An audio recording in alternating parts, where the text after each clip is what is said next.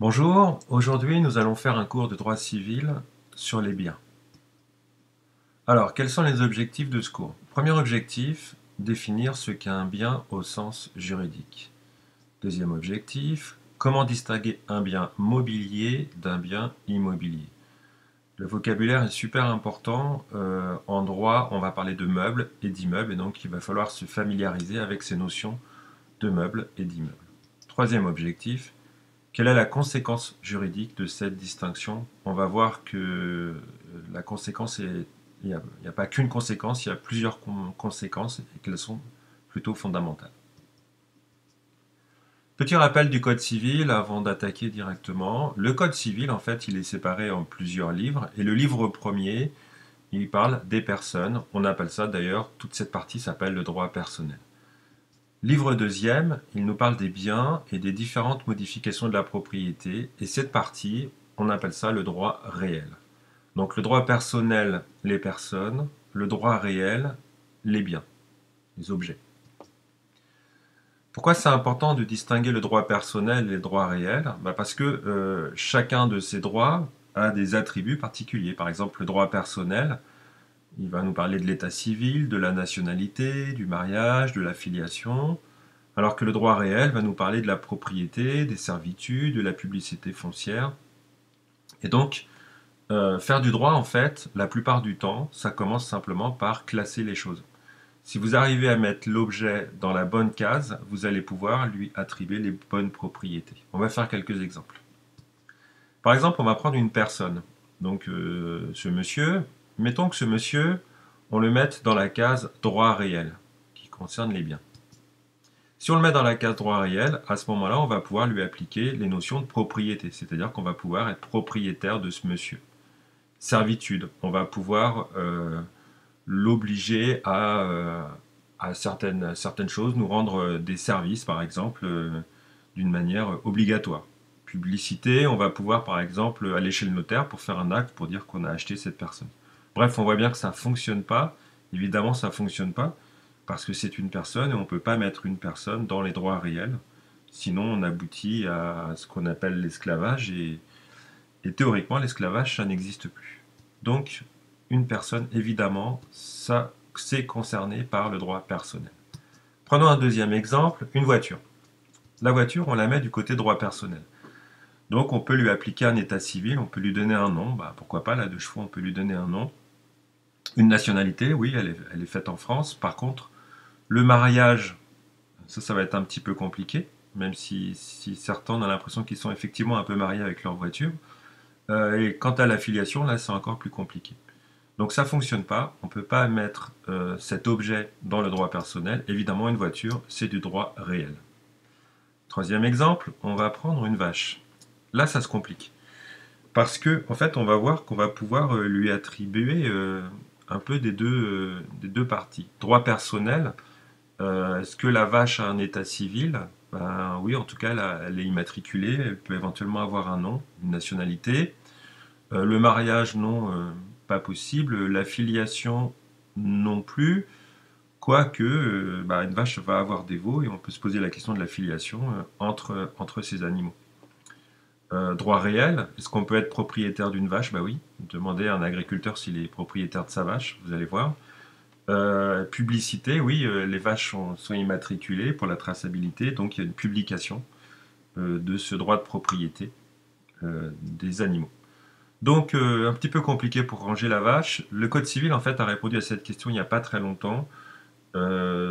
Quelques philosophes travaillent depuis quelques années sur le droit animal et ça a abouti à modifier le Code civil. Donc, un nouvel article du Code civil qui nous dit « Les animaux sont des êtres vivants, doués de sensibilité, et ça c'est super important, doués de sensibilité, sous réserve des lois qui les protègent, les animaux sont soumis au régime des biens. » Donc en fait, on reconnaît effectivement qu'un animal, c'est pas un objet comme les autres, mais on garde la vieille habitude qui avait été donnée sous Napoléon, c'est-à-dire qu'un animal, c'est un bien, donc on va lui appliquer le droit réel. Alors, rentrons un peu plus dans le détail. En ce qui concerne les biens, il y a un article du Code civil qui est super simple, qui nous dit en gros, tous les biens sont meubles ou immeubles. On n'a pas le choix, c'est ou un meuble ou un immeuble. Donc, On va retrouver à nouveau des cases et il va falloir ranger l'objet dans la bonne case. Soit c'est un meuble, il y aura certaines caractéristiques, soit c'est un immeuble et d'autres caractéristiques. Et du coup aussi certaines propriétés qui s'appliqueront en fonction de la case. Alors pour les meubles, il y a deux types de meubles. Soit on a des meubles par nature, soit des meubles par détermination de la loi. Pour les immeubles, il y a trois possibilités. Soit on a des immeubles par nature, soit des immeubles par destination, soit des immeubles par l'objet auquel ils s'appliquent. Cette diapo, en fait, c'est le résumé du cours. Vous avez toute la structure de la distinction des biens entre meubles et immeubles, et les différents immeubles et les différents meubles. On va maintenant rentrer un petit peu plus dans le détail. Les meubles. Alors, les meubles par nature. Sont meubles par leur nature les biens qui peuvent se transporter d'un lieu à un autre. Le mot important ici, évidemment, c'est transporter. En fait, il suffit de se poser la question de la mobilité. À partir du moment où vous avez un objet, si cet objet est mobile, alors c'est un meuble par nature. Donc c'est assez simple à appliquer. Un véhicule, évidemment, c'est mobile. Un meuble par nature. Les animaux, on a vu que c'était des biens et ils sont mobiles, donc meubles par nature. Les meubles meublants, c'est-à-dire destinés à l'usage de l'ornement des appartements, votre canapé, la table de cuisine, le tapis, etc. Tout ça, ce sont des meubles meublants, c'est mobile. Donc ce sont aussi des meubles par nature. Les végétaux coupés, oui, si jamais vous achetez par exemple du bois de chauffage et qu'il a été coupé, bah, effectivement un arbre a priori c'était pas un meuble puisque c'était pas mobile, mais à partir du moment où il est coupé, ça devient un meuble. Alors il y a une petite particularité, on peut parler des meubles par anticipation, c'est-à-dire qu'on peut par exemple acheter du bois de chauffage qui est encore sur pied, mais qui doit être coupé, et donc on va anticiper sur le fait que ça va devenir un meuble quand il sera coupé. Deuxième catégorie de meubles, les meubles par détermination de la loi. Sont meubles par détermination de la loi les obligations et actions. Là, le Code civil nous parle carrément d'autre chose. Ce ne sont pas des biens matériels, mais on parle uniquement de droit. Donc c'est quelque chose de totalement virtuel. On ne peut pas les saisir, c'est pas tangible, on ne peut pas les attraper. On est dans quelque chose de totalement immatériel. Donc uniquement des droits. Alors les actions, une action c'est une part de propriété d'une entreprise. Une obligation c'est un titre qui représente un emprunt. Vous avez prêté de l'argent et c'est le titre qui indique que vous avez prêté de l'argent. Les droits d'auteur, ce sont des droits intellectuels, c'est aussi des meubles. Et enfin, les créances, c'est un crédit accordé à une personne. Maintenant, passons du côté des immeubles. Alors là, ça devient beaucoup plus important pour nous en tant que géomètres, puisque notre spécialité, c'est quand même le droit immobilier. Première partie, donc, les immeubles par nature. Le Code civil est clair, il nous dit les fonds de terre et les bâtiments sont immeubles par leur nature. C'est-à-dire, en fait, tout ce qui touche le sol, tout ce qui est le sol et ce qui est ancré dessus, ce sont des immeubles.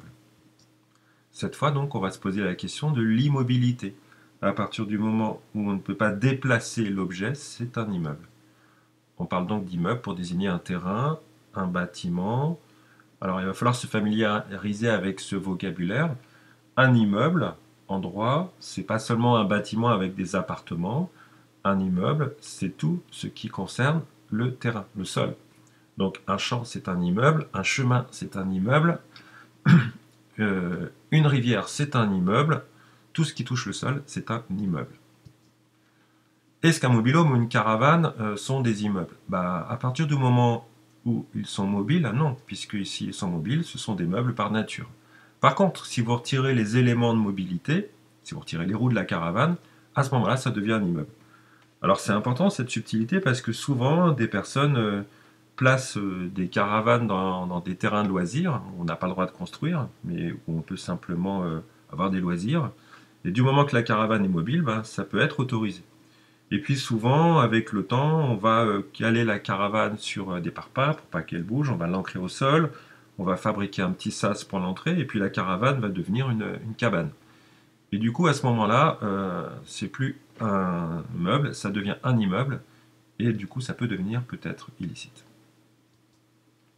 Les canalisations et les réseaux d'un bâtiment, évidemment, c'est fixe, enfin j'espère. Du coup, ce sont bien des immeubles. Deuxième cas d'immeuble, les immeubles par destination. Alors ça, c'est la subtilité de ce cours, c'est la partie un peu plus subtile que nous dit le Code civil. Il nous dit les objets que le propriétaire d'un fonds y a placés aux mêmes fins sont soumis au régime des immeubles par destination. Alors avant d'expliquer la phrase, une petite remarque sur le mot fonds. Vous avez vu, fonds, ça s'écrit F-O-N-D-S, même au singulier. Un fond, ça désigne le terrain, le sol. Donc, toujours un S à fond. Alors, qu'est-ce qu'elle nous dit, cette phrase? Elle nous dit que, en gros, si vous avez un objet meuble, mais qu'il est attaché à un bien immobilier, il devient immeuble. C'est tout simple. Vous prenez un objet qui apparemment est un meuble. Du moment qu'il est attaché à un immeuble, il devient immeuble. C'est ça la destination. Par exemple, les animaux et le matériel d'une ferme. Si jamais je vous vends mon exploitation agricole, je ne vais pas vous vendre que les champs et que les bâtiments de la ferme, je vais vous vendre par exemple les vaches qui se trouvent à l'intérieur du bâtiment, je vais vous vendre le tracteur, la moissonneuse-batteuse. Donc on a vu que les animaux sont des biens meubles. Oui, ce sont des biens meubles, mais à partir du moment où ils font partie d'une exploitation agricole, ils deviennent immeubles par destination. Donc on a bien cette notion de meuble qui devient immeuble parce que attaché à un immeuble. Deuxième exemple, simplement des meubles qui sont scellés à l'immeuble. Par exemple, si vous avez des miroirs, des grands miroirs qui sont scellés dans votre appartement, qui sont scellés dans les murs, des tableaux, des objets d'ornement, je dis bien scellés, hein, c'est-à-dire pas simplement posés, à ce moment-là, ces meubles deviennent des immeubles. Et si vous vendez le bâtiment, vous devrez laisser les meubles qui sont devenus immeubles par destination. Il y a quelques conflits qui existent au niveau juridique par rapport à ça, entre le vendeur et l'acquéreur. Encore plus particulier, une statue qui est située dans une niche, pratiquée exprès pour la recevoir, ça devient un immeuble, même si la statue est simplement posée dans la niche. Elle n'a pas besoin d'être scellée. Si par exemple vous avez un bâtiment avec une alcôve et que dans cette alcôve qui a été faite exprès pour la statue, vous avez une statue, quand vous vendez le bâtiment, vous devez laisser la statue. Sauf bien sûr si vous vous mettez d'accord avec votre acquéreur, puisqu'on peut toujours établir des conventions. Mais la règle de droit, c'est que cette statue est un immeuble par destination. Troisième catégorie d'immeubles, les immeubles par l'objet auquel ils s'appliquent. Le Code civil nous dit sont immeubles par l'objet auquel ils s'appliquent, l'usufruit des choses immobilières, les servitudes ou services fonciers, les actions qui tendent à revendiquer un immeuble. Alors là, on a plein de mots compliqués qu'on verra dans des chapitres ultérieurs, mais ce qu'il faut retenir de tout ça pour l'instant, c'est que, encore une fois, ce sont des immeubles qui ne sont pas des biens matériels, mais qui sont simplement des droits. On se retrouve à nouveau avec cette notion de droit. Ce sont des objets, ce ne sont pas des objets tangibles, ce sont des notions complètement virtuelles. Ces droits sont immobiliers simplement parce qu'ils s'appliquent à des immeubles. Donc là, la question, c'est de savoir si le droit s'applique à un immeuble ou pas. Par exemple, l'usufruit, c'est le droit d'habiter un immeuble ou de le louer. Puisque ça concerne un immeuble, évidemment, c'est un droit immobilier. Les servitudes, vous connaissez par exemple la servitude de passage, le droit de passer sur le terrain de la propriété voisine pour accéder à ma propriété, ça touche bien des biens immobiliers, cette notion de terrain du voisin et de mon terrain, donc c'est un droit immobilier. Très important, on verra cette notion au moment des servitudes. Les actions qui tendent à revendiquer un immeuble, par exemple, si je revendique la propriété du terrain de mon voisin, pourquoi pas? On a la possibilité de revendiquer la propriété d'un terrain. C'est pas pour ça qu'on en sera le propriétaire, mais on a en tout cas la possibilité de faire une action en justice pour en devenir le propriétaire. Puisque ça touche un immeuble, c'est encore un droit immobilier. Pour terminer, donc, les garanties spécifiques des immeubles, qu'est-ce qu'il y a de particulier en ce qui concerne les immeubles? Il y a beaucoup de choses. En fait, à l'époque de la rédaction du Code civil, sous Napoléon, la richesse principale, c'était les biens immobiliers. Et donc, c'est pour cette raison qu'on a beaucoup protégé dans le Code civil les biens immobiliers. Aujourd'hui, ça a un petit peu changé. Si on regarde les personnes les plus riches du monde, ce n'est pas les personnes qui sont propriétaires de grands biens immobiliers, ce sont plutôt des personnes qui sont propriétaires de meubles. Et les meubles dont je veux parler, ce sont des actions d'entreprise. les personnes les plus riches du monde en ce moment, ce sont des personnes qui sont propriétaires d'entreprises. D'ailleurs, c'est intéressant de voir l'évolution qu'il y a eu entre la rédaction du Code civil et aujourd'hui. Alors, quelle garantie spécifique? La première, c'est la publicité foncière. Toutes les ventes de biens immobiliers sont enregistrées au fichier immobilier. Si vous vendez un bien immobilier, il y a une obligation d'enregistrer cette vente au fichier immobilier qui recense tous les biens immobiliers de tout le territoire. C'est géré par le service de la publicité foncière. Cette notion de publicité foncière, publicité, ça veut dire publier, c'est cette idée que tout le monde peut accéder à l'information. Comme on dit, nul n'est censé ignorer la loi, c'est-à-dire qu'il faut avoir accès à l'information de savoir qui est propriétaire de quel bien immobilier.